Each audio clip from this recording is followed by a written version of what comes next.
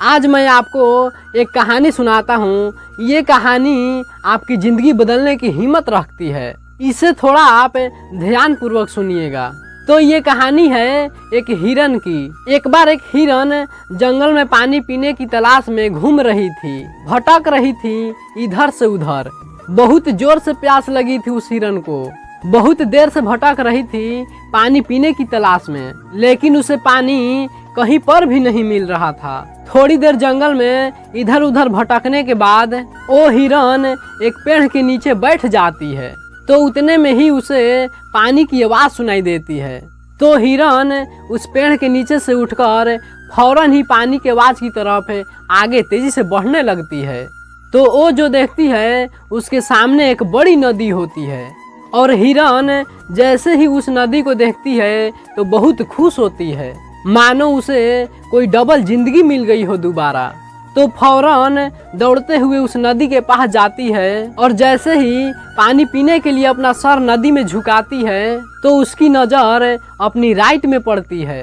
तो जैसे ही वो अपने राइट में देखती है तो एक शिकारी नजर आता है, हाथ में तीर लिए हुए निशाना तान कर खड़ा था। फिर जैसे ही उस हिरन की नज़र लेफ्ट में पड़ती है तो उसे एक शेर नजर आता है झाड़ियों के पीछे। फिर हिरन पानी वानी सब भूल जाती है, कुछ भी नहीं रहता उसके दिमाग में, प्यास वगैरह। फिर वो हिरन अपने पीछे पलट कर देखती है तो उसे भयंकर आग लगी हुई दिखाई देती है, जो कि धीरे धीरे उसके तरफ ही बढ़ रही थी। और अब हिरन जाए भी तो जाए कहाँ। राइट में देख रही थी तो शिकारी नजर आ रहा था, अपने लेफ्ट में देख रही थी तो बाघ नजर आ रहा था, और अपने पीछे देख रही थी तो भयंकर सी आग लगी थी, और सामने तो गहरी लंबी चौड़ी एक नदी थी। चारों ओर रास्ते बंद हो चुके थे, चारों तरफ से मुसीबत आ चुकी थी। और अब हिरण बेचारी सोच में पड़ जाती है, और अब ये सोचती है कि मुसीबत चारों तरफ से आ चुकी है, तो मैं अपना काम करके क्यों ना मरूं, ऐसे चाहे वैसे मरना ही है, तो मैं पानी पी के क्यों ना मरूं। तो वो हिरन अपना पानी पीने में लग जाती है। लेकिन थोड़े ही देर के बाद जैसे ही वो हिरन पानी पी रही थी तो उतने ही देर में ऊपर से काले काले बादल छा जाते हैं, और उन बादलों से बारिश होने लगती है। तो जो आग लगी थी पीछे की ओर वो पानी से बुझ जाती है, और पानी के कारण शिकारी का निशाना चूककर शेर को लग जाता है, और शेर की नज़र सीधा शिकारी पर पड़ता है। तो फिर शेर शिकारी के पीछा करने लगता है। तो फिर जैसे ही हिरन पानी पीने के बाद अपना सर ऊपर उठाती है तो वो अपने राइट में देखती है तो शिकारी कहीं पर भी नज़र नहीं आता, और वो फिर अपने लेफ्ट में देखती है तो शेर भी कहीं पर नज़र नहीं आता। फिर वो पीछे मुड़कर देखती है तो आग भी बुझ जाती है। फिर वो पीछे मुड़कर देखती है, जो आग लगी थी वो बुझ गई थी।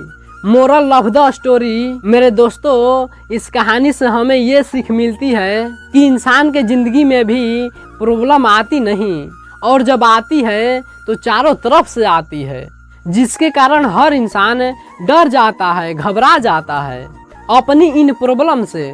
तो आपको क्या करना है ऐसी सिचुएशन में? आपको नहीं डरना है और नहीं घबराना है, बस शांति से 2 मिनट सोचना है, क्योंकि हिरन के पास भी बहुत सारे ऑप्शन थे।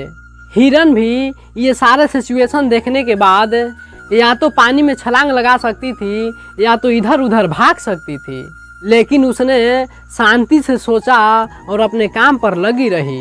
वो पानी पीने आई थी और पानी पीने लगी। इंसान भी अपने कामयाबी से थोड़े ही दूरी पर रहता है, लेकिन उसे मुसीबतें दिखाई देने लगती है, घर की प्रॉब्लम, पैसों की प्रॉब्लम, जिसके कारण वो कुछ भी नहीं कर पाता है, डर जाता है, घबरा जाता है। लेकिन आपको नहीं डरना है और नहीं घबराना है दोस्त, बस अपने काम पर लगे रहना है दोस्त। मैं उम्मीद करता हूँ कि ये कहानी आपको पसंद आई होगी। तो ये मत सोचना कि ये दुनिया क्या कहेगी, कर गए तो एक दिन ये दुनिया तुम्हें देखेगी यार।